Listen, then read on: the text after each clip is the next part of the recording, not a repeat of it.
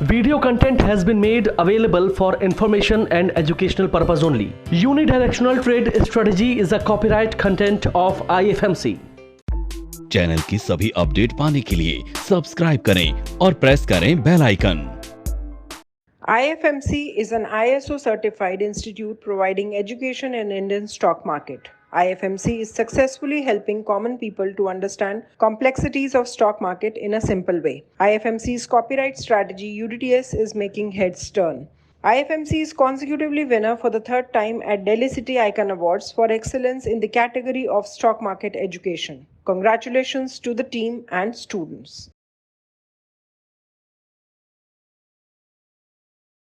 Good morning and welcome to the episode of तैयारी अगले सप्ताह की। दोस्तों, लास्ट वीक हमने देखा कोई बड़ी मूवमेंट निफ्टी में हमको देखने को नहीं मिली। एक चौपी सा मार्केट पूरे हफ्ते चला है। अब अगर मैं ओवरऑल इकोनॉमी की बात करूं तो डाटाज में कोई कमी नहीं है। डाटा बहुत परफेक्ट आ रहे हैं। लास्ट वीक मैंने जो देखा, एक बड़ा डाटा आया रिटेल सेल्स का। रिटेल सेल्स एक्सपेक्टेड से बेटर डाटा।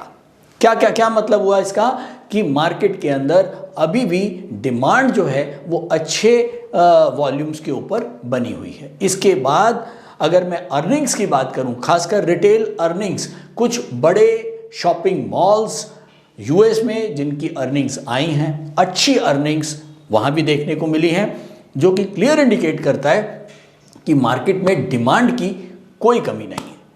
और ओवरऑल इनकी जो गाइडेंस आई हैं, फ्यूचर गाइडेंस जो आई हैं, वो भी बहुत ही बढ़िया है। सब कुछ अच्छा है। मार्केट ओवरऑल एक बहुत ही बढ़िया लेवल्स के ऊपर 18,300 के 18,400 के आसपास लेवल चल रहा है।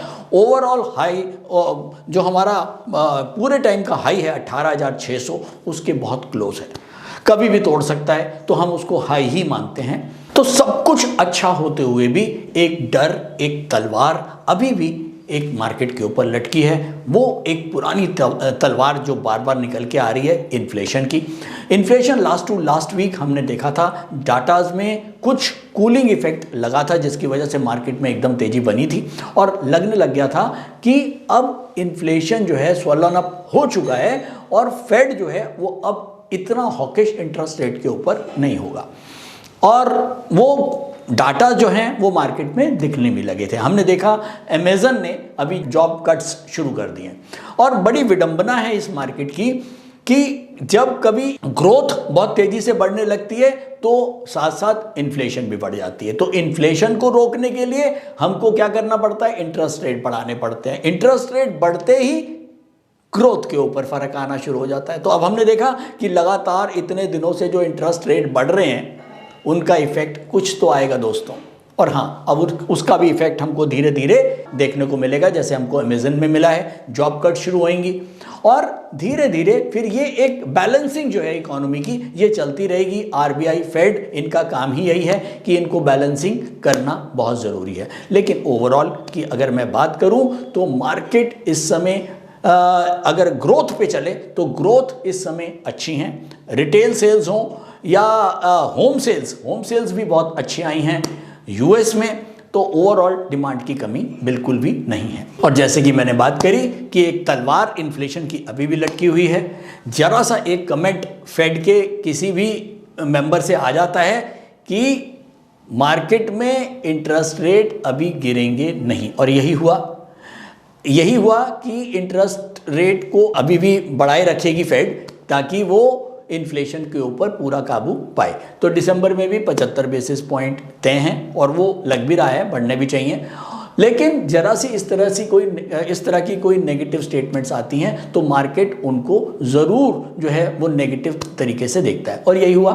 मार्केट इस बार भी करीब लास्ट में मैंने देखा पूरे वीक में मार्केट ठीक ठाक था। लास्ट में फ्राइडे को मार्केट में एक अच्छी थोड़ी सी गिरावट बनी और करीब ओवरऑल मेरे ख्याल में 75-80 पॉइंट पूरे वीक में गिर के बंद हुआ, जो कोई बहुत बड़ी बात नहीं है। अगर मैं एक और नेगेटिव फैक्टर की बात करूं, वो है चाइना में कोविड। चाइना में कोविड जो है वो अभी भी चाइना जो है वो कोविड से स्ट्रगल कर रहा है, और उसकी वजह से हमने देखा कि चाइना जो है वो क्रूड का सबसे बड़ा इंपोर्टर है और सबसे ज़्यादा डिमांड है वहाँ पर, और चाइना में कोविड के प्रॉब्लम की वजह से क्रूड पे जो है वो डिमांड कम हुई है, और ओवरऑल क्रूड भी हमने देखा है लास्ट वीक में करीब 500 पॉइंट क्रूड जो है वो लुढ़क के बंद हुआ है। तो हालांकि चाइना की जो सिचुएशन है वो ओवरऑल ग्लोबली जो है वो डिमांड को जो है वो कम करती है, और ये डिमांड का कम होना ग्लोबली कितना असर डालेगा ये तो टाइम बताएगा, लेकिन ओवरऑल एक नेगेटिविटी चाइना की तरफ से भी मार्केट में बनी हुई है। चलिए जल्दी से निगाह डालते हैं हमारे निफ्टी 18,307 के ऊपर बंद हुआ है, करीब 70 पॉइंट डाउन। क्रूड बंद हुआ है 6525, करीब 500 पॉइंट डाउन। गोल्ड बंद हुआ है 52,500, करीब 500 पॉइंट डाउन। तो निफ्टी, गोल्ड और क्रूड तीनों ही इस हफ्ते में गिर के बंद हुए हैं। कुछ और पॉइंट्स भी हैं आपके साथ जिक्र करूंगा। एक मेजर पॉइंट ये भी है कि एक तो नेक्स्ट वीक जो है वो यूएसए में माहौल हॉलिडे का है। थैंक्स गिविंग की 2 छुट्टियां नेक्स्ट वीक में हैं, तो नेक्स्ट वीक बहुत ज़्यादा वॉल्यूम्स जो हैं मुझे नहीं लगते हैं। तो शायद ये भी एक रीज़न हो सकता है बाजार के स्लगिश रहने का। और अगर मैं लास्ट वीक के फोरकास्ट की बात करूं तो डेली के ऊपर हम बेरिश थे, वीकली के ऊपर हम बुलिश थे, और मंथली के ऊपर हम बुलिश थे। तो चलिए चलते हैं सीधा चार्ट्स पर और देखते हैं कि यूनिटीएस के लेवल्स को मार्केट ने कितना सम्मान दिया। तो दोस्तों मैं आ गया हूं डेली चार्ट्स के ऊपर। मंथली का सपोर्ट था हमारा 17,102, और वीकली का सपोर्ट था हमारा 18,211, और डेली का जो सपोर्ट था वो था 18,280।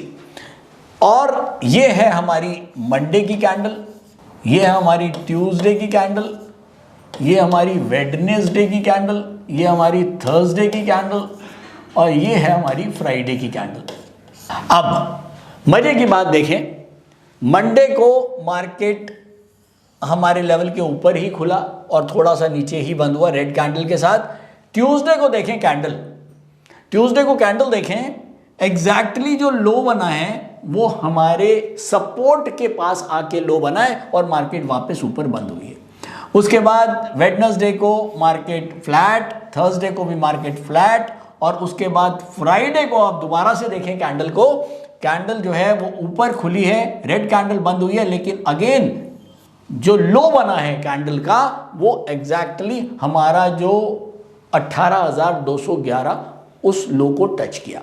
तो बात ये नहीं है कि इन कैंडल्स ने उन लोगों को टच किया, ये कोई एक फ्लूक या तुक्का नहीं है, ये ऑलरेडी एक गिवन लेवल्स हैं। ये लेवल सपोर्ट लेवल्स का मतलब होता है जहां पर एक मेजर सपोर्ट मार्केट में होता है, और शायद यूडीटीएस इस तरह के लेवल्स देता है, या यूडीटीएस ही एक ऐसा जो मुझे लगता है टूल है जो बहुत ज़्यादा सक्षम है एक बहुत बढ़िया लेवल्स देने के लिए। और यही शायद एक बढ़िया सबूत है, या एक हम इसको कह सकते हैं कि कंफर्मेशन देखिए कि एग्जैक्टली उन लेवल्स पे मार्केट आके वापस एक बार ऊपर चला जाता है, क्योंकि मार्केट में उस जगह पे एक अच्छा सपोर्ट है, और अच्छा सपोर्ट ही आपको ये बताता है कि मार्केट कहां आके रुक सकता है। अगर हाँ उसके बाद भी मोमेंटम बहुत ज़्यादा हुआ, कोई बहुत ही बैड न्यूज़ हुई, तभी आपका वो सपोर्ट टूटेगा। तो आपने दोनों जगह देखा कि ट्यूसडे को एग्जैक्टली हमारा जो डेली सपोर्ट है वहाँ पर लो लगा, और उसके बाद फ्राइडे को हमारा जो वीकली सपोर्ट था वहाँ पर लो लग के मार्केट ऊपर बंद हुआ। तो ओवरऑल सपोर्ट्स और रेजिस्टेंस के जो लेवल यूडीटीएस देता है वो मैंने बहुत सारे टूल्स को यूज़ किया है, लेकिन जो मुझे यूडीटीएस से सपोर्ट और रेजिस्टेंस के लेवल्स मिलते हैं वो शायद मुझे कोई टूल नहीं दे पाता। अब बात करेंगे टॉपिक ऑफ द डे की, लेकिन टॉपिक ऑफ द डे का वीडियो दूसरा होगा। लेकिन हाँ, मैं आपको बता देता हूं कि टॉपिक ऑफ द डे में हम बात करेंगे आज naked option buying with UDTS. Dhruva Bora ये हमारे यूट्यूब के सब्सक्राइबर हैं, इन्होंने एक क्वेरी डाला था कि नेकेड ऑप्शन के ऊपर हमें अगर यूडीटीएस के हिसाब से काम करना है तो क्या कैसे करना है। चलिए मैं इनका फटाफट कमेंट दिखाता हूं आपको। तो ध्रुवा बोरा जी लिखते हैं, can you find out a strategy on naked option buying with the help of UDTS, please think about it. Dhruva ji सोचने की जरूरत नहीं है, मैं आज के एपिसोड में आपको इसको पूरा विस्तार से बताने वाला हूं, लेकिन वो हमारा दूसरा वीडियो होगा इसके बाद वाला, क्योंकि वीडियोस बहुत लंबे हो जाते हैं। आपको हमने बताया था लास्ट टाइम कि अब हमने टास्क का वीडियो, तैयारी अगले सप्ताह का वीडियो और टॉपिक ऑफ द डे का वीडियो दोनों सेपरेट कर दिए। तो आज के टॉपिक ऑफ द डे में मैं आपको बताऊंगा कि नेकेड ऑप्शन को कैसे हम यूज करते हैं यूनिटी स्ट्रैटेजी के हिसाब से। अभी तक हमने बात करा न्यूज और डाटा की। न्यूज और डाटा ओवरऑल अच्छे हैं। हमारा जो न्यूज़ और डाटा के हिसाब से एक व्यू बनता है, वो व्यू हमारा पॉजिटिव है। अब हम चलते हैं टेक्निकल व्यू के लिए, और टेक्निकल व्यू के लिए मैं लेके चल रहा हूं आपको यूडीटीएस मॉनिटर पर। नमस्कार, मेरा नाम बुद्ध प्रकाश है और पिछले 5 सालों से मैं स्टॉक मार्केट में ट्रेड कर रहा हूं और मार्केट से मुझे निराशा ही हाथ लगी। फिर एक दिन मैंने IFMC की यूडीटीएस स्ट्रैटेजी का YouTube पर वीडियो देखा और मैंने इस कोर्स को 3600 रुपए में ऑनलाइन किया। तो आज मेरा ट्रेड करने का अंदाज ही बदल गया। थैंक यू IFMC, मुझे ट्रेड करना सिखाया और मेरा कॉन्फिडेंस रीगेन करवाया। Call 9870510511 or visit www.ifmcinstitute.com। तो दोस्तों मैं आ गया हूँ यूडीटीएस मॉनिटर पर। सबसे पहले मुझे नजर आ रहा है यूडीटीएस सेंटीमीटर, जो अभी भी ग्रीन जोन में है। डार्क ग्रीन में नहीं है, लेकिन हाँ ग्रीन जोन है, जो क्लियर इंडिकेट कर रहा है कि मार्केट अभी भी टेक्निकली बुल रन में ही है। तो चलिए नोट करते हैं निफ्टी के लेवल्स, और फिर मैं आपको लिखवाऊंगा टॉप सेक्टर्स और वर्स्ट सेक्टर्स। निफ्टी के लेवल्स नोट करेंगे। निफ्टी डेली के ऊपर डाउनवर्ड है, जिसका रेजिस्टेंस है 18,382.95। वीकली के ऊपर निफ्टी अपवर्ड है, जिसका सपोर्ट है 18,211.75। मंथ के ऊपर निफ्टी अपवर्ड है, जिसका सपोर्ट है 17,110। तो ये है निफ्टी के levels. Nifty monthly weekly bullish है। न्यूज़ के हिसाब से भी हम जो सेंटिमेंट्स हैं वो बुलिश है। तो ओवरऑल हमारा जो नेक्स्ट वीक में भी ध्यान रहेगा वो बुलिश बास्केट्स की तरफ ही रहेगा। तो चलिए नोट करेंगे बैंक निफ्टी के लेवल्स। तो दोस्तों बैंक निफ्टी डेली के ऊपर अपवर्ड है, सपोर्ट है 42,399.65। वीकली के ऊपर बैंक निफ्टी अपवर्ड है, जिसका सपोर्ट है 42,177.55। मंथ के ऊपर बैंक निफ्टी अपवर्ड है, जिसका सपोर्ट है 38,444.90। दोस्तों कई लोगों के मेरे पास कमेंट आते हैं कभी कभी कि सर आपका वीकली लेवल आप बता रहे हैं, इसका सपोर्ट ये बता रहे हैं, इसका ये होना चाहिए, ये गलत है, वो गलत है। तो मैं आप लोगों से रिक्वेस्ट करूंगा कि कई लोग, जिन लोगों को यूडीटीएस की प्रॉपर नॉलेज नहीं है, वो इसको नहीं समझ पाएंगे। अगर आपको प्रॉपर नॉलेज लेना है किस तरह से ये सपोर्ट्स निकालें, हालांकि मैं कई बार पहले भी बता चुका हूं, तो आप ऑनलाइन कोर्स है हमारा यूडीटीएस का, आप उसको परचेज करें, उसको आराम से देखें। 12-15 घंटे का कोर्स है, वीडियो की तरह देखें। 6 महीने तक इसकी वैलिडिटी है। कभी भी देखें, सुबह शाम कभी भी ऑन कर सकते हैं, जब आपके पास टाइम हो। उसको अच्छे से देखें, बहुत कुछ चीज़ें क्लियर हो जाएंगी मार्केट के बारे में, और आप अपनी कॉल्स अपने आप बना पाएंगे, अपना एनालिसिस आप अपने आप कर पाएंगे। शायद आपको किसी भी ज़रूरत नहीं पड़ेगी टिप्स एंड कॉल्स की मार्केट में लेने के लिए। तो ओवरऑल अब हमने देखा बैंक निफ्टी अपवर्ड और निफ्टी भी अपवर्ड। तो अब बारी आती है टॉप सेक्टर की और वर्स्ट सेक्टर्स की। हम टॉप सेक्टर की जब बात करते हैं, तो एक ट्रेडर को अगर वो एक ऐसे स्टॉक के अंदर बाय पोजीशन लेता है जिसके अंदर ओवरऑल सेक्टर भी बुलिश है, तो शायद उसकी जीतने की प्रोबेबिलिटी ज़्यादा होगी। और ऐसे ही एक ट्रेडर अगर उस स्टॉक को सेल की पोजीशन लेता है जिसके अंदर ओवरऑल जो वो सेक्टर है वो भी बेरिश है, यानी कि उसके अंदर पूरे सेक्टर में ही सप्लाई बनी हुई है, तो शायद उसकी जीतने की संभावना ज़्यादा होगी। दोस्तों मैं बार बार कहता हूं कि गैम्बलिंग और ट्रेडिंग में ज़मीन आसमान का फ़र्क है। आप उस फ़र्क को समझें अगर आपको ट्रेडर बनना है, प्रोफेशनल ट्रेडर बनना है। कई लोगों को समझ में नहीं आता कि वो गैम्बलिंग करते हैं या ट्रेडिंग करते हैं, पैसा भी कमा लेते हैं, लेकिन लगता है कि वो ट्रेडिंग से कमाया है।